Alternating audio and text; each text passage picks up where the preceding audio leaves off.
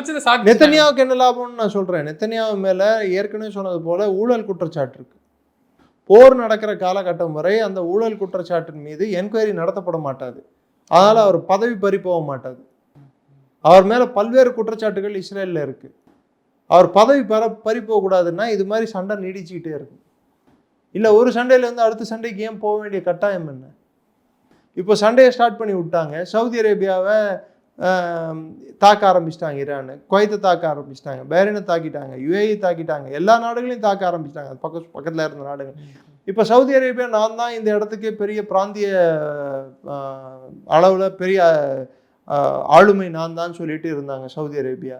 என்னை மிஞ்சறதுக்கு ஆள் இல்லைன்னு சொல்லிட்டு அடின்னு அடிச்சிருக்காங்க சவுதி அரேபியாவை. ஏன்னா முகமது பின் சல்மானை வந்து ட்ரம்ப்பே வந்து நீ பெரிய போராளி பெரிய வீரன் அப்படின்னு சொல்லி முகமது பின் சல்மானை கூப்பிட்டுருக்காரு. அவர் தான் தூண்டி விடுறாரு. எப்படியா ஈரானை தூண்டி, அதாவது அமெரிக்காவை தூண்டி விட்டதும் இஸ்ரேலை தூண்டி விட்டதுக்கும் ஒன் ஆஃப் த காரணம் எல்லாரும் இஸ்ரேலை வந்து தப்பு சொல்றாங்க. நான் இல்லைன்னு நான் சொல்ல. இஸ்ரேல் வந்து இதுல அவங்க கை வந்து கரைப்படையாத கைகள்னு நான் சொல்ல விரும்பல. நான்